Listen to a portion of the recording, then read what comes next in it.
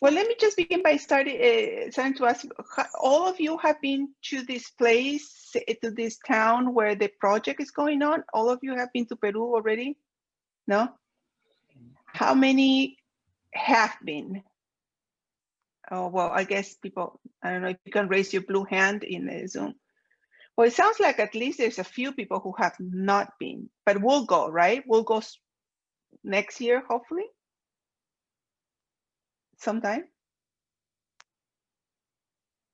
Yeah, we actually have like 3 different projects. So one of our projects is in Peru. So some of us are on that one. And then some of our other members have traveled to a community in Bolivia as well. Okay. So, but not everybody's had the opportunity to travel, especially with last summer's travel getting canceled. But. Okay, just to get a sense. So so when they invited me, I thought, you know, well, what do you want me to talk about? Because I do have my research specialties, but then, you know, I am Peruvian and also have looked at many other different things that might be more useful for you. Like I asked to maybe talk about Quechua language and stuff, but then at the end, the decision was made, and I think it's good that I will focus mostly in talking to you about the importance of festivals, of rituals and festivals in the Andes, because that is essential to understand Andean society wherever you go. Okay, so I thought that would be useful, even though you're doing something more practical. And I will get to that. Maybe the specific projects and the ritual aspect that may be linked to that. But I thought I'm going to start with sharing a 3-minute video, which is not even highly edited, just something that I did on my computer. I do have a 44-minute documentary on this pilgrimage. This is the latest festival, which is actually a pilgrimage to, I don't know if any of you have heard, the Lord of Coyuriti, means the Lord of the Shiny Snow, is the highest sanctuary in the world. And it's a pilgrimage that takes place once a year. And I've been studying this for over 10 years. This is like my latest focus, where I've been trying to learn about festivals. And I will, you know, if you have questions, we can talk more about it. But just, I thought to give you a little bit more of a sense of the kinds of things that I focus on. I will give you guys 3 minutes, and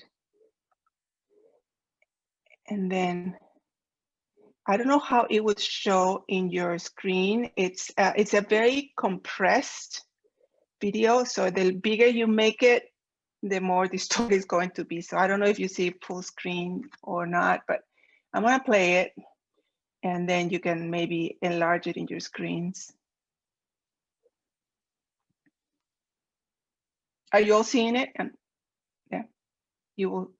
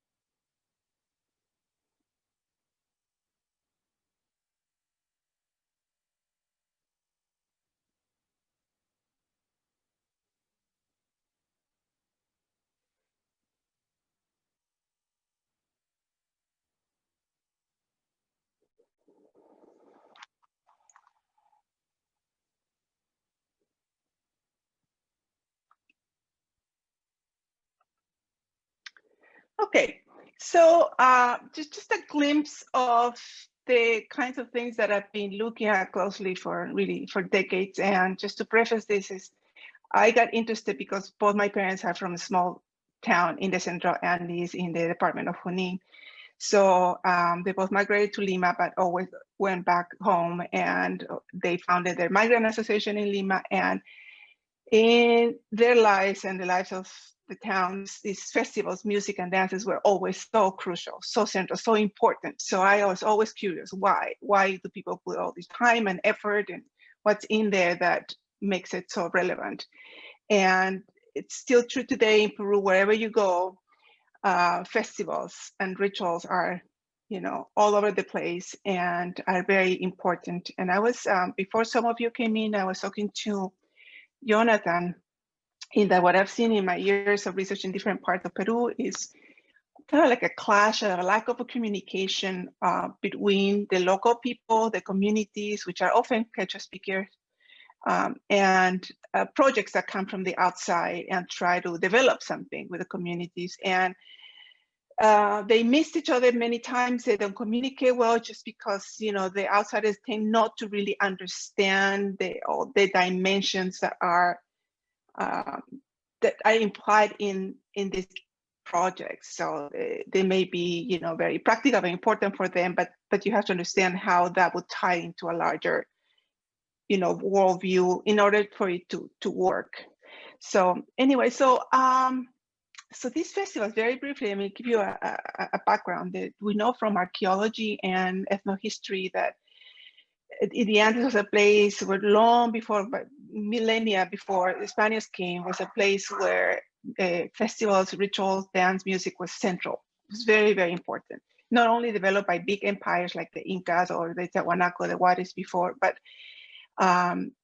Andean people have been and continue to be very festive people, like many indigenous people, in the sense that rituals are throughout the year and are very important to let you know what are some of the important principles or ideas or concepts that are central to their society. So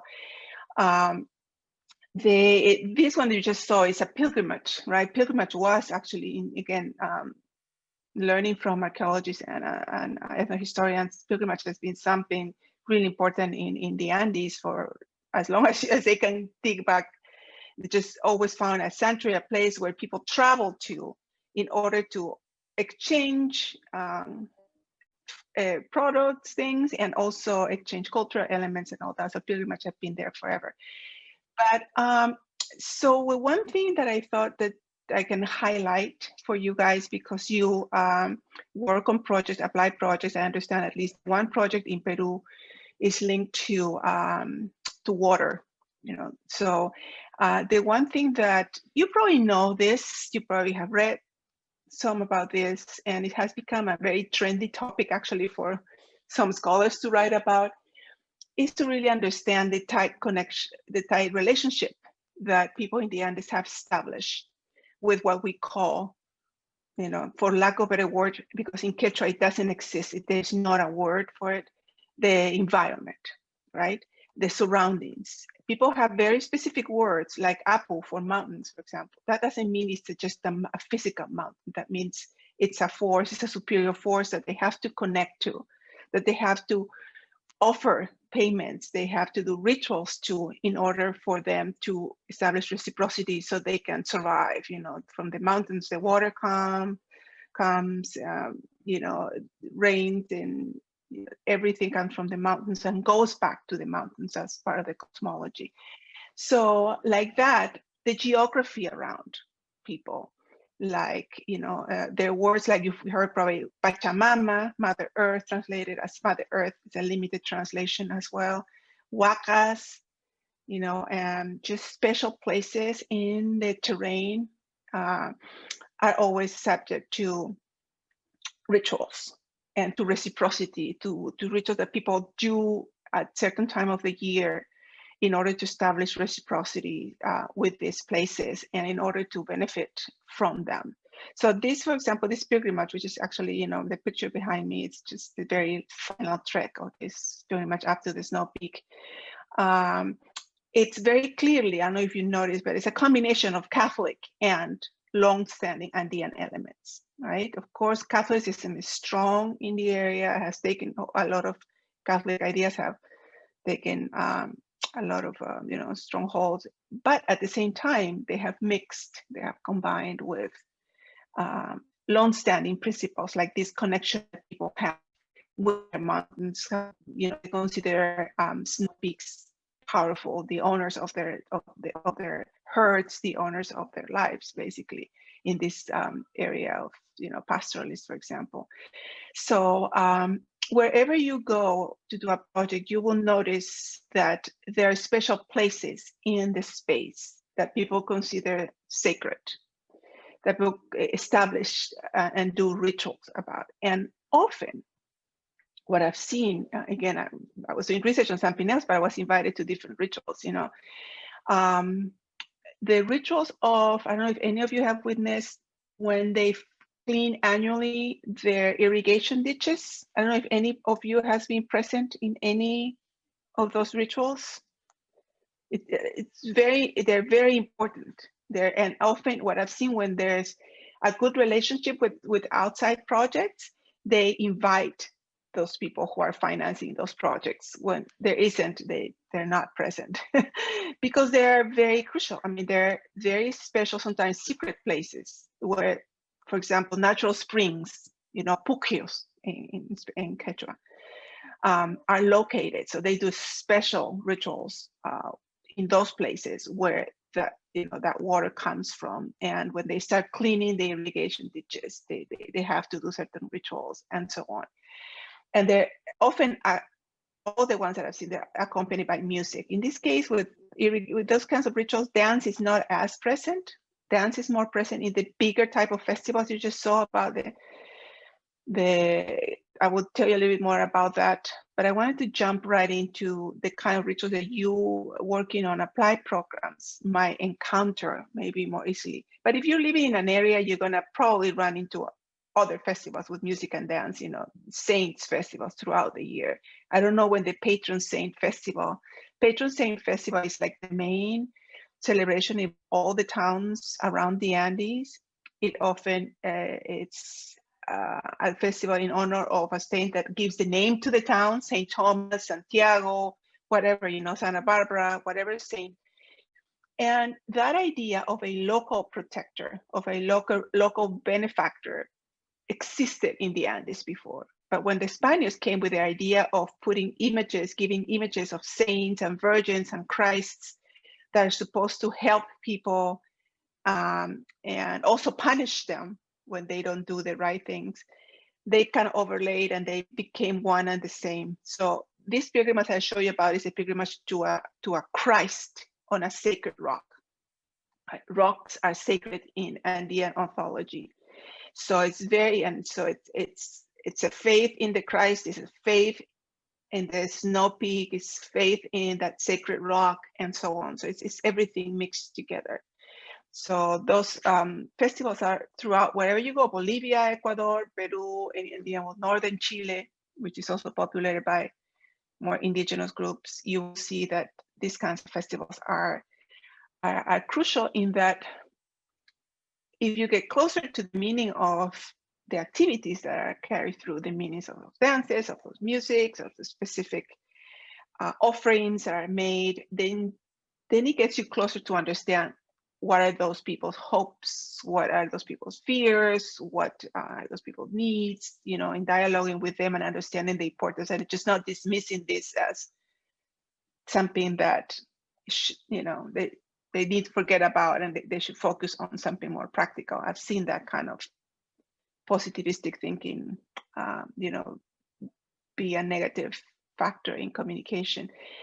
So, and the thing is, rituals are closely tied to community organization, right? So in the community, there are authorities, there are people of power, there's some groups that have the right to do certain things and other groups don't. So I'm not, I don't know which how the organization is in each of the communities you go to, but you will see that the kinds of obligations, for example, that some of these people that are in the Comité de Riego. I don't know if any of you have run. Comité de Riego is a committee that overlooks the distribution of waters in local communities. You know, they have to determine and do these rituals and all that. Besides, you know, organizing who is going to get water when and all that, they have a series of ritual obligations with the landscape, right? And a series of, you know, benefits and so on. So, so basically, you know, one of the things that that may be of use to you to conceptually, one of the things that I've concluded after this many years of researching the importance of festivals, music, and rituals in the Andes is that still in the Andes, the form in which people learn, the form of knowledge and the form of memory that still predominates for people is a form that combines the visual, the auditory, and the kinesthetic. That is, people learn and remember best while the three elements are at the core of that activity. And that is why rituals are so central, because it is in rituals when all of these are most clearly present and where people can, you know, bring out all these important concepts and these important feelings and you know, desires and so that. And so people do that through dances that they create or they recreate, thinking about the past, or, you know, certain rituals again that they have to do in order to reciprocate with the environment. So it is a form of knowledge that still is. I mean, if you go to the Andes, you'll see that the average, especially of people, maybe the young people now going to school, which is something good, don't do it as much, but people just walk for miles and miles a day, up and down mountains, or if it's flat, in a flat area, but it's mostly up and down mountains. So walking and being in contact with your surroundings is really essential for people to know and to remember. That's why pilgrimage has been really central to practices in the Andes. So, and music and dance is motion, it's kinesthesia, it's doing something. You know, people are always on the move in the Andes. They're planting, harvesting, you know, doing things or herding their animals. They're just always in a constant movement. And that is a very important element that needs to be considered.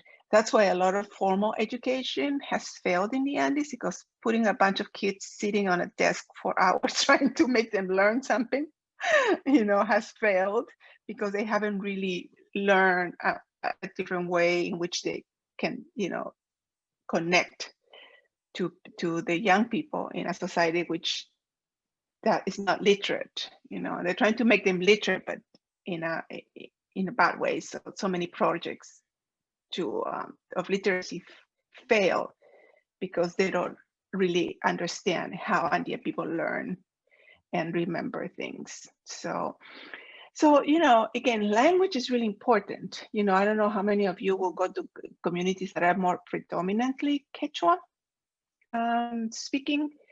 There are different kinds of Quechua. Cajamarca is a different kind of Quechua than the one in Bolivia, even though they are connected. Actually, they're different strands, but they are connected more closely than other Quechuas from other areas. So it's not just, language is not just communication. Language gives you an idea of the sense of connection with the surroundings. So the name of the places, for example, as simple as that. You just knowing the name in Quechua of this place tells you a lot, what it means to people.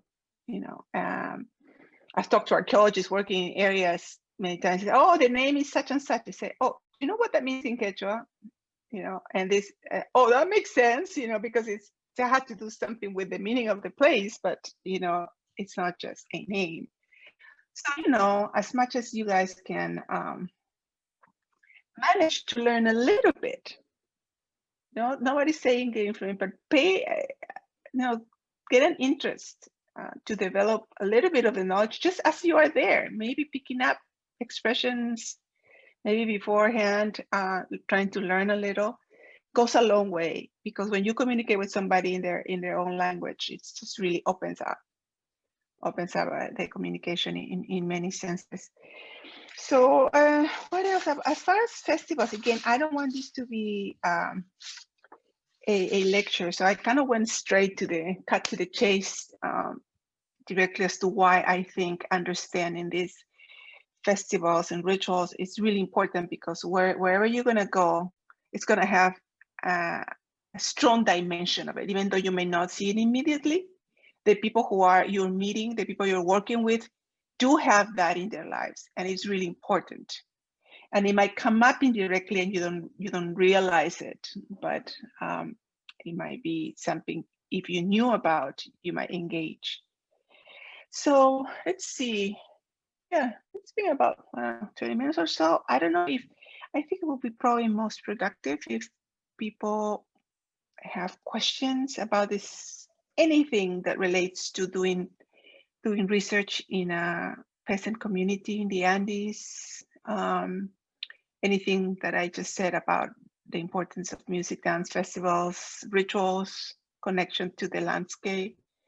I'm willing to answer, any questions in that respect. I don't know if, Jonathan, you want to monitor it, or just people raise their hand? I mean, I think they can just raise their hand if they have Okay, questions. because I see it's not a big group, so I can see people. So is that Lauren? No, that was my that was my cursor that looked like a little hand. So I don't know, any aspect of what I just said, or about working in an Quechua speaking or Andean or a highland area. I have a question. Yeah.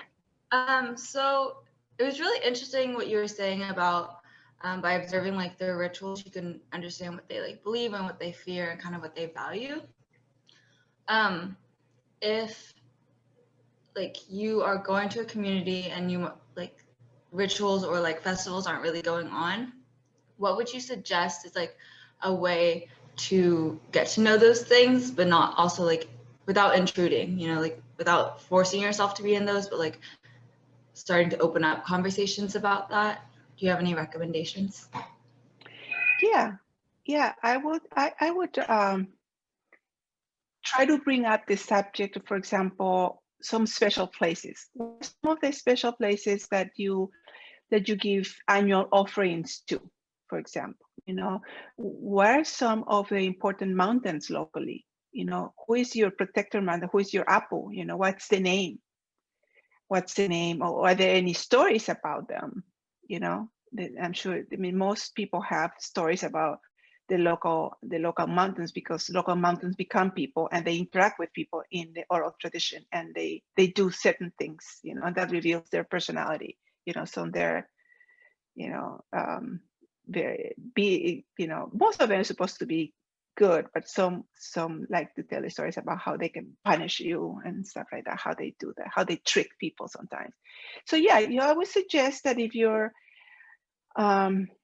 just casually talking to people, you may just suggest special places and special mountains, special rocks, and especially mountain passes and quebradas. What is that in English? Ravines in English, maybe.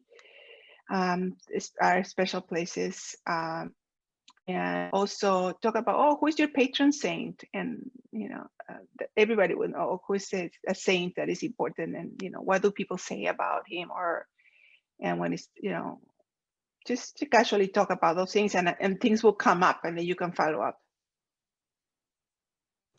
Okay, thank you. Mm-hmm.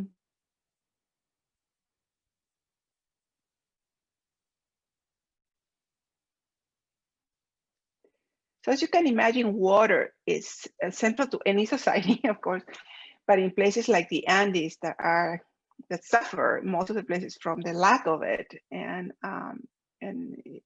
scarcity, and it's getting worse because of global warming, it's really important. So water is seen as a source of life in not only physical life, but water has been conceptualized as being like the almighty power.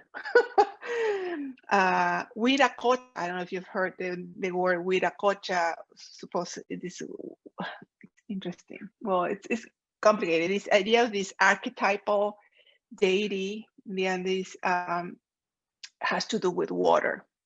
And Cocha means lake, lagoon in Quechua. That's what you will find a lot of places called Cocha, because they're near a certain lagoon or lake. So Wiracocha. The Spaniards were called, when they arrived, they were called Wiracochas, because they were associated with, they came from the big lake, the ocean. You know, they came and they're white, and there's whiteness associated with the foam on top of the water. So anyway, so water is the source of water, where water goes to. What water does, it's so essential. It's just so cosmologically, ontologically, you know, it's not like in our society, of course you need water to survive, right? But it has been conceptualized in the cosmology in many important ways. So that's really important to know, and you know, that's why the rituals are so important. And for example, the mortual rituals, when people die, people wash clothes in the rivers for the water to take away, to cleanse everything from that person and take it to the source of life, which is the mountain. So the most common ritual is the washing of clothing of people. When people die, families, friends get together and they wash the clothes in the river. They let everything that every force or karma or whatever you want to call it that belong to that person needs to continue the travel through the river. So they do that, and then they burn the clothes. So it's important that the person needs to continue their trip. They need to go to Hanakpacha, to the Apu. There are different local stories where they go. And they do that through the river, through water. So water brings life and takes life away. So it's, again, really central in the cosmology for life and death concepts.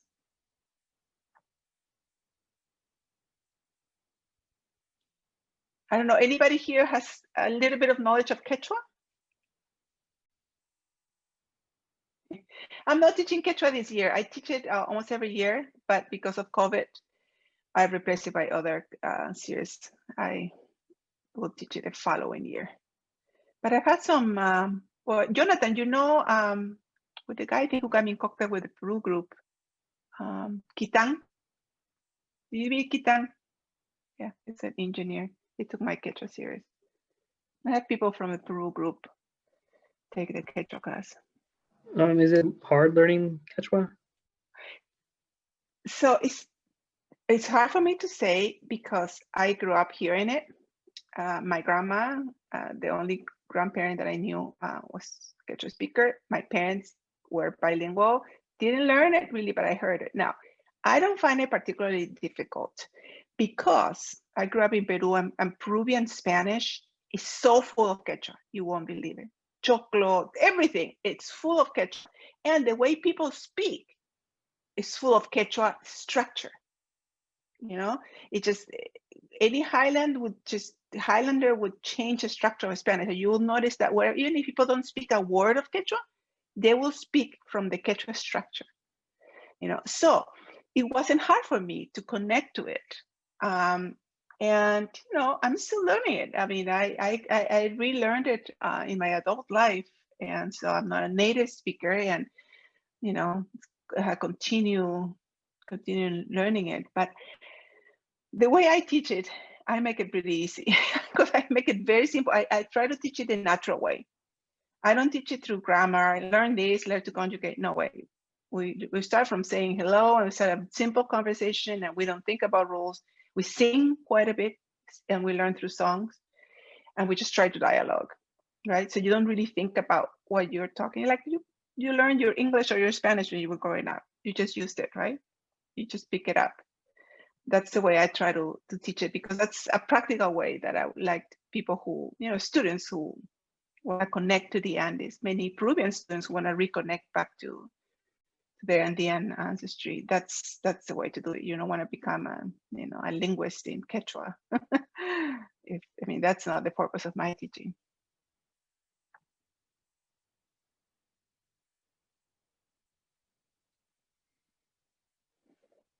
I don't know, any curiosities from the video that you saw? What they were doing? Where they were going? I have a question. How involved is the national government with the indigenous community? Or is it like separate, like in the relationship between each other, or how is that viewed from each viewpoint? Okay, so that has changed over time, right? So there is the official legislation that is called Comunidad Campesina. So if you belong to a Comunidad Campesina legally, if you are recognized as part of that community, you have certain rights and certain duties and all that. Now, for the most, the government, it's not very involved directly in that, only as far as legislation, as legislation that may work or not in favor of the local community. So it has changed over time. And I would say for the most, it's very removed.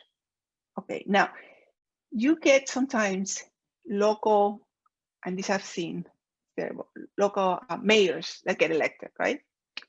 So mayors get elected for a particular area, and then they have been, maybe they were originally from the place, but they've been to the city, they think they know better, they know better Spanish and all that. And then they come back, wanted to modernize, supposedly, and fix the people. And that's the biggest clash that I've seen in all these many years. Because then they try to force some legality on the way in which things have traditionally worked.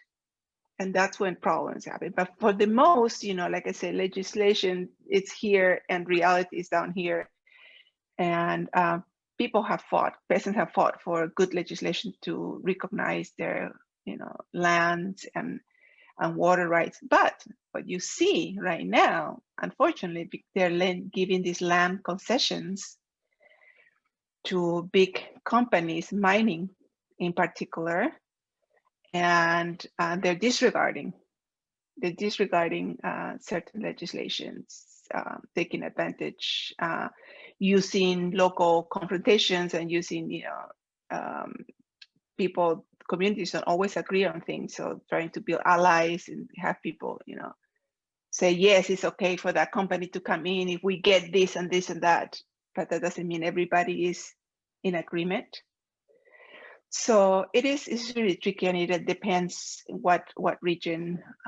Some regions are more organized, some regions are less organized. Like I was mentioning, I don't know if you were there, Julian, what I was talking about, Maxima Acuña, the woman who about 4 years ago received the, what was it, the Goldman Environmental Award, because she was just a person in her community who was fighting against this big mining company that was contaminating her water.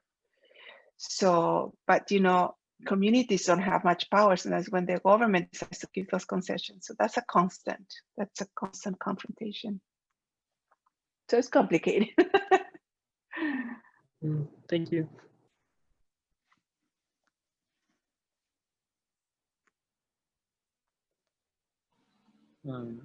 I had a question. Like, how are the rituals different in places that are more urban? I don't know, like Lima versus some place like Cajamarca or La Guaya, where most of the people are sort of farmers, so more rural, I guess. Yeah.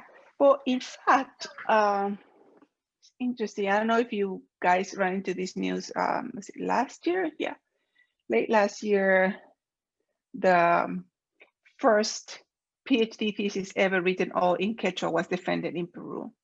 So this woman, and so it was international, for some reason, made big international news. This woman who's a Quechua speaker. So she started her dissertation defense by carrying out one of these very rural type of rituals that are payment to the Pachamama, to Mother Earth, and to the mountains. And that it's indicative of what happens. People, Andean people, take those very localized local people to wherever they go, and they recreate them in different ways. So that's at one level, right, for certain occasions. And then they also recreate the patron saint festivals. I started this talk by saying my parents were migrants and they created their association and I recreated the festival. So Andean migrants from wherever in the US, you have huge festivals in Washington, D.C., in LA. You have so many festivals that look just like the ones in the Andes, but of course, they're relocated, but they recreate the same dances, the same kind of, Catholic and the more Andean type of rituals, which are these offerings to Pachamama and the Apus. So they do change, of course, from the kind of like more compacted and simplified, but in essence, it's the same idea. It's the idea that you need to, wherever you go, you need to be connected to where you come from and where you are right now. So you need to make a place for yourself where you are, but in connection to wherever you come from. And that's very strong, usually in migrant communities, wherever you go. So those festivals are recreated. I mean, Lima, you find the most Quechua speakers right now in Lima, for sure. The largest number of Quechua speakers live in Lima. And you find festivals throughout the year, wherever you go. Some make it to downtown Lima, and a lot of them have been in places that people, from the suburbs don't see. So they recreate them. And that's how you see that it's still very important. And young people get engaged in them from very early on in life. So again, you get kind of simplified and compacted more because of the space, but they get recreated almost identically in the way in which they connect to the local benefactors, be it a mountain or a local saint.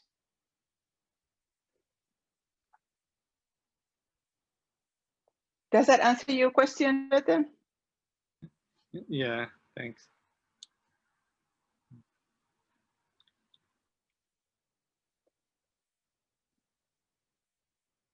So just in case, if you're, I don't know if you guys you have access. I think anybody can have access.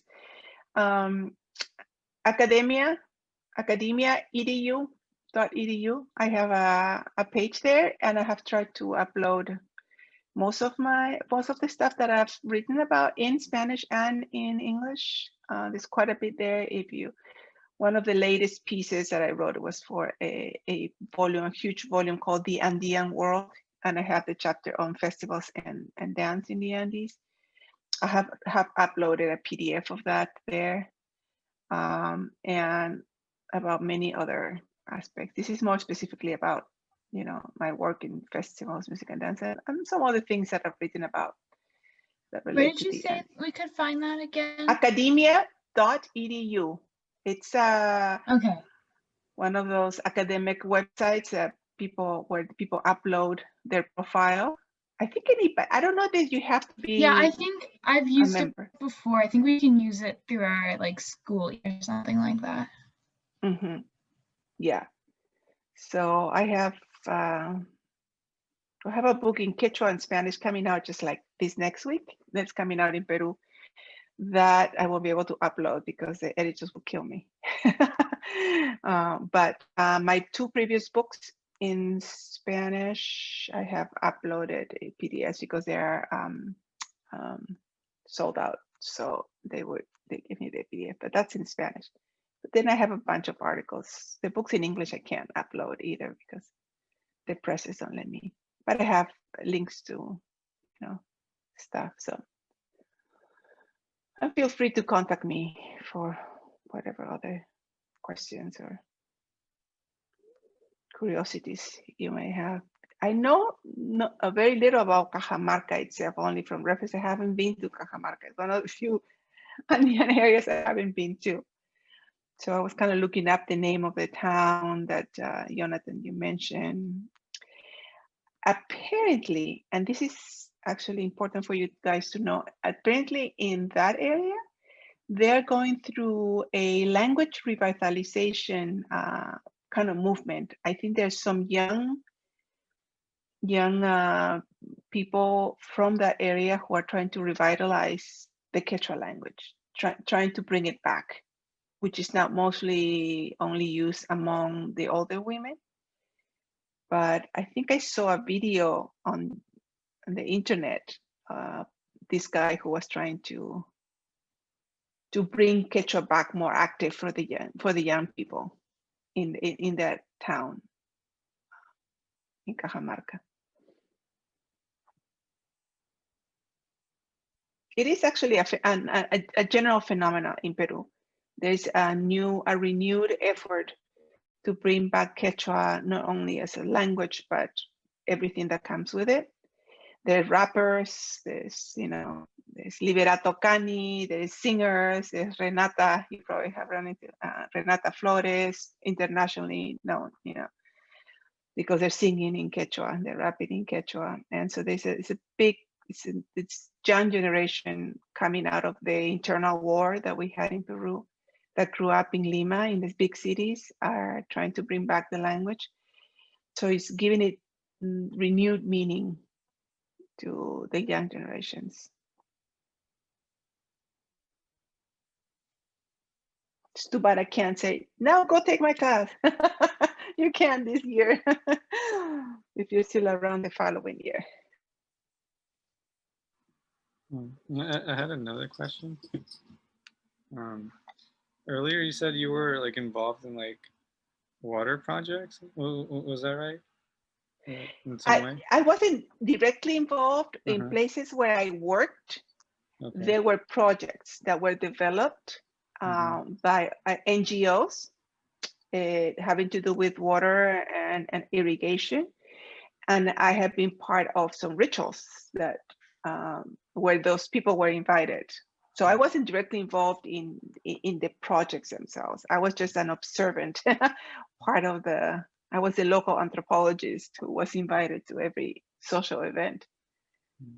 What was like the most common, like, I guess, ritual that you saw during those projects?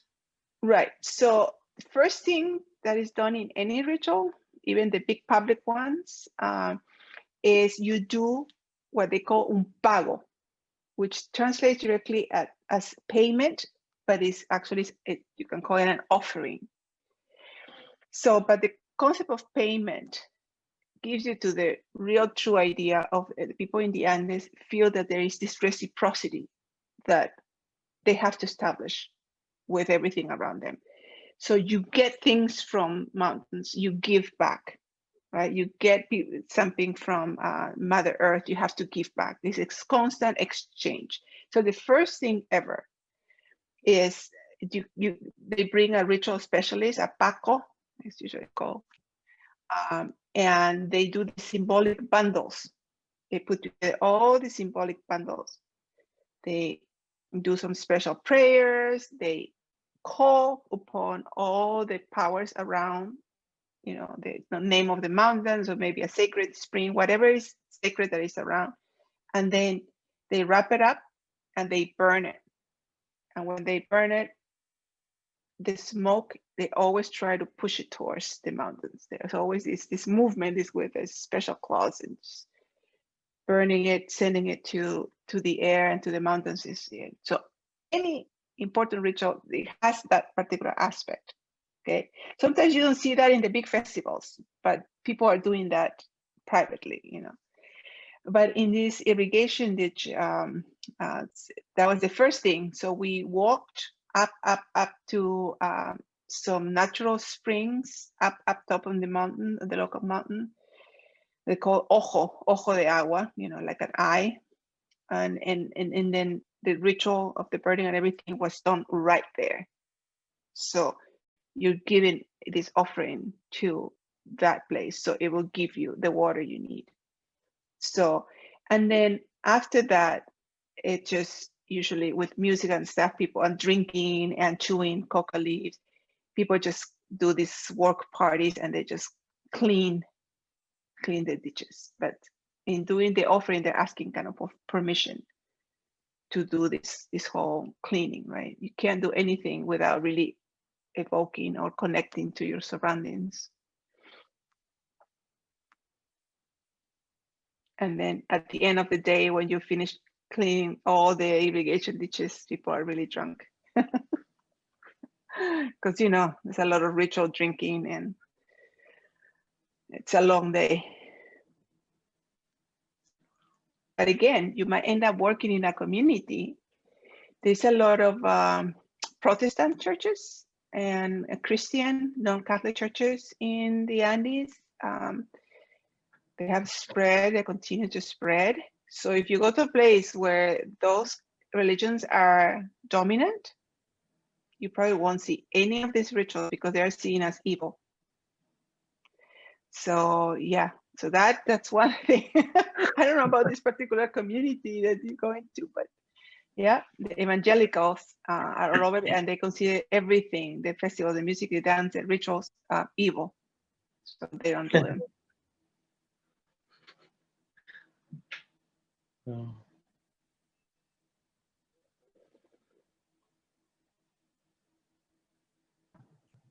That's really interesting because me and Jonathan, we actually got to experience one of the rituals, or it wasn't a ritual, but like what was it, Jonathan, that they were celebrating in Cajabamba? It was Parada de Gallardete, I think, something like yeah. They were just, you can explain it. What was it? What were they doing? Jonathan. So yeah, it was in Cajamarca. It was Cajabamba, right? No, Cajabamba, yeah. Yeah, okay. They dragged this wooden beam for I don't know how long, and then they placed it on like in front of the church. And then like they were drinking chicha. Mm-hmm. They were also like, getting drunk. But I think it was like Parada de Gallardete or something like that. I So it was more a parade. It was una parada is a parade. It was like maybe was it for 28 Julio or for any like national celebration or not? It was in July, was it? It was like September, wasn't it? Yeah, it was in September. Yeah. Maybe some sort of other local historical event that they're celebrating. Sorry. They were celebrating the Virgen del Rosario. Oh, see? There is always a Catholic image involved. No, I mean, for these bigger, more like town-focused festivals, right? Yeah. So, but you didn't see any dance troupes or musicians? Like in the morning, they were like, it was like a band playing. And then at night, there was like a concert. And then there were like people like in masks. They were sort of like, they were just like dancing around. Yeah. Huh. So maybe, there are some dances that are not like really organized in a troupe, but they're just like characters. Often they're the incarnation of supposedly the ancestors that come down, they put masks and they whip people and they act as, they judge people, they talk to people about, they use masks and they scare people sometimes. That's very common throughout the Andes. They're kind of like supposed to be the ancestors that come down and make sure that people are behaving. That's really widespread in the Andes as well, with different names. Yeah, La Virgen del Rosario is a big virgin throughout the Andes. No, the reason I brought that up was just like how you were talking about like the infusion of like Catholicism and the other Christian denominations of it, and how it fuses with the local religions. And when I went to Peru, I saw that like correlation, how they had these grand cathedrals for the Catholic churches, and I was like amazed by them in Cajamarca. Yeah, you know, the Catholicism was overlaid, but created a new mixture. I mean, it's really futile to separate, I think. And there's some people who like to say, oh no, this is just indigenous, and then the Catholic is imposed, and don't like to see. People are really, you know, if you're in a Catholic community, I mean, they are really strong believers in a lot of aspects of Catholicism that took on important, you know, meanings for them, but they have mixed them with local beliefs. So most Orthodox priests don't like the way it turns out, but they kind of have to go with it. Have to go with the flow to continue counting people as Catholic. But very mixed, and people don't think about, oh, okay, this is us, this is Catholic. No, this is how you know, they experience their reality.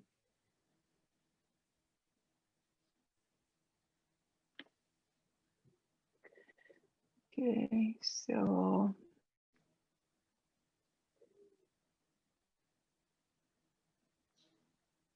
any more questions, or do we want to go watch the elections? I have one last question. Earlier you mentioned Quechua was like also present in Bolivia, I think. Oh yeah. So like, how different, or is there any difference between the two, like the ways that like spoken, or yeah?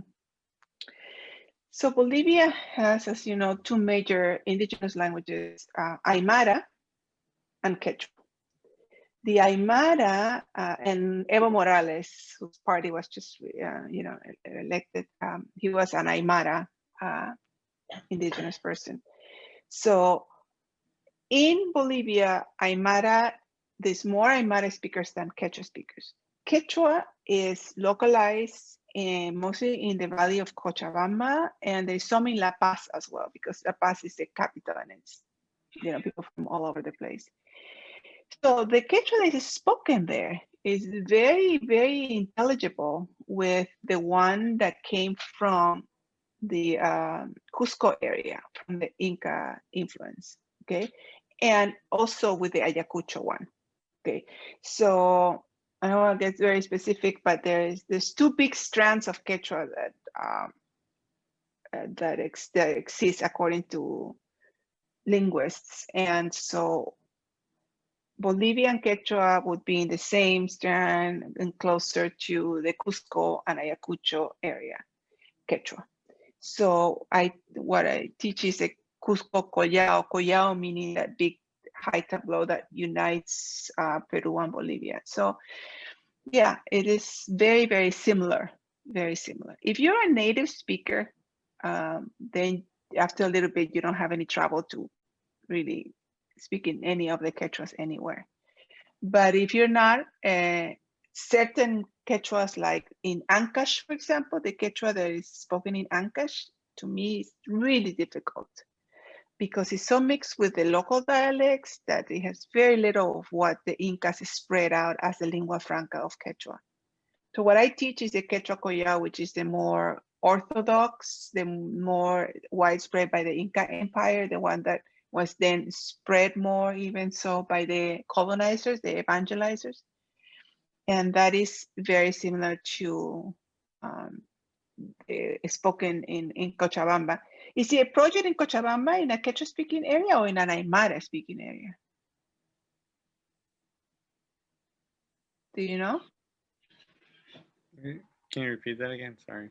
The project in Bolivia, is it in an Aymara speaking Quechua, Aymara speaking area or a Quechua speaking area? Do you know?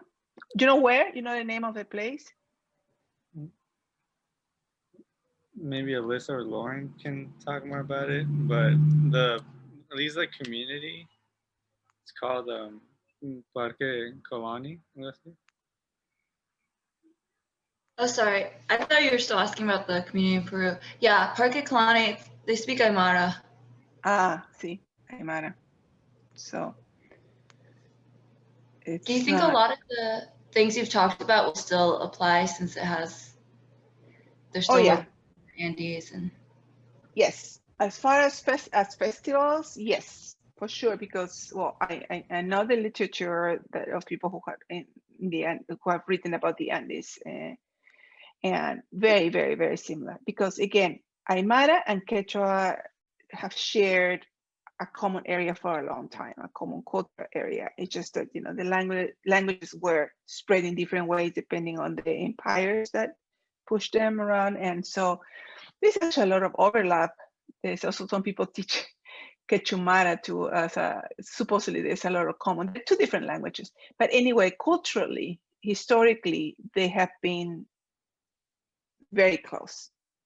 So what researchers have said about the Quechua-speaking areas do apply by the Aymaras and the Aymara to the Quechua. Now, there's some specificities sometimes from the Quechua that don't cross over, but for the most, the festivals, the connection to the surroundings, the kinds of rituals that people carry out, yeah, very, very similar, the same structure. And the fact that also Catholicism came on top of both of them makes them even more similar, because again, Catholicism has been mixed with it for many centuries. Okay, thank you. Mm-hmm. I have kind of like a specific question. So I have only been to Parque Kalani in Bolivia once, and it was only for like 10 days. But when we were asking the households different questions, we had asked people if there was like a religion in the area. Is there a word that would have, I forget which word we had translated religion to, but what would you, like, what do you think they would call it? Because most people are saying no, but yeah, maybe exactly. Yeah, great. Yeah, good, wonderful question. One of the things I preface my presentations when I talk about the kinds of practice I look at is that, first of all, there's no word in Quechua for spiritual. There's no word in Quechua for, or in Indeed or Aymara for religion.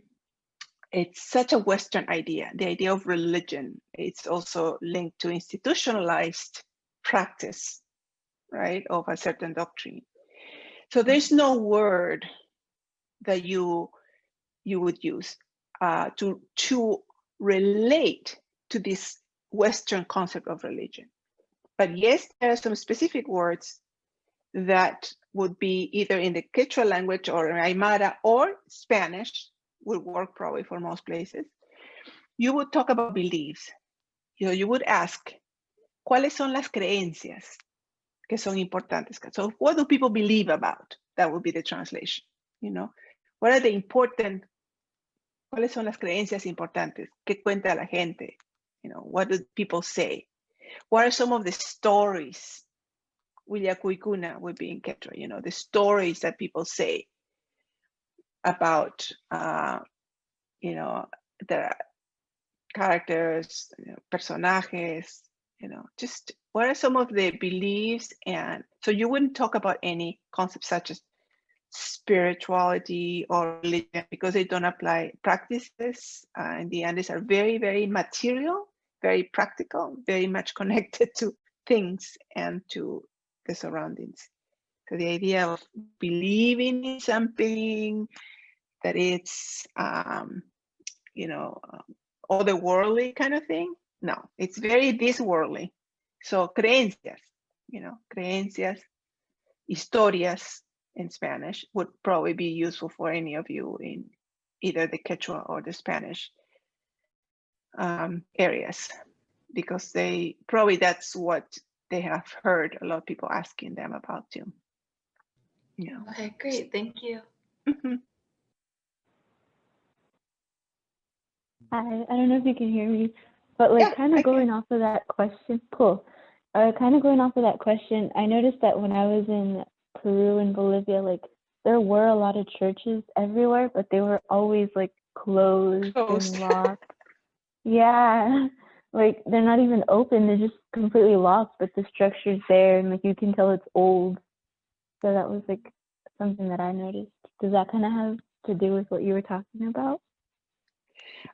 Well, it's really funny to think about that. Still in this century, people are trying to evangelize Andeans in many ways, and actually the church doesn't have enough people to get out there in all the communities to, enough priests or nuns to go out and, spread the doctrine. So many of in the colonial times, there was more of of that structure, more importance given to, how government politics were very tied to religion, and the relationship today is different.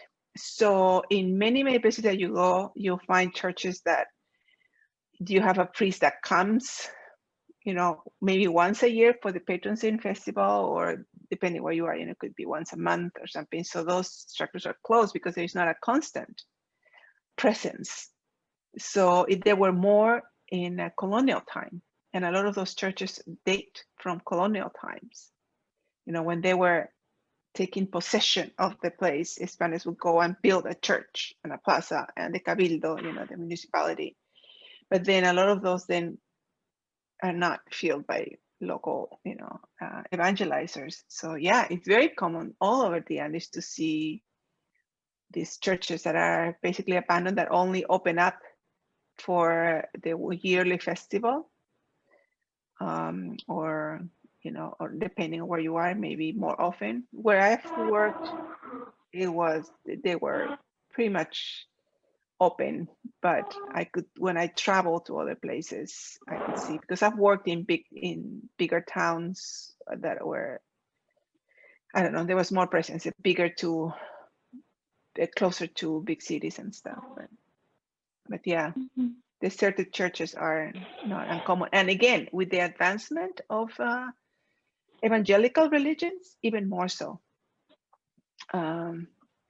People are leaving the Catholic practices. It's also kind of funny that you said that, like, people are Catholic, but to an extent, like, they kind of mix in the Aymara and Quechua culture. So that was something that, like, I didn't think about, but that's cool. Cool to know.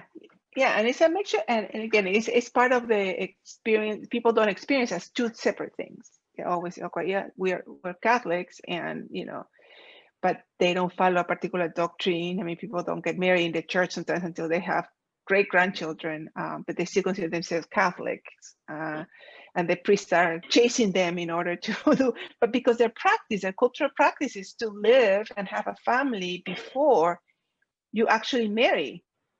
And that they don't, but they still believe, in this particular Christ and the Virgin, and they do all these rites and all that. So it's very, very mixed, again, and it's experienced as one, not as, it's only us from the outside who come and say, oh, how are they, these things, mixing these things that don't make sense. It's just the way it is. Very interesting. Thank you.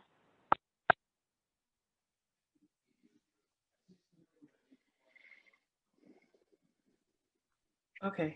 Well, thank you so much for presenting.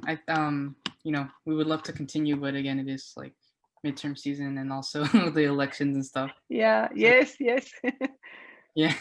So thank you guys for spending the time. And again, feel free to email me, contact me before, during, after your projects. I think it's really important that you guys are doing that. Any help. I mean, governments don't give much help, as you know, to people who need it. So these kinds of initiatives are always important, especially if you have people of Peruvian background who really truly have an interest in doing something, for their country. So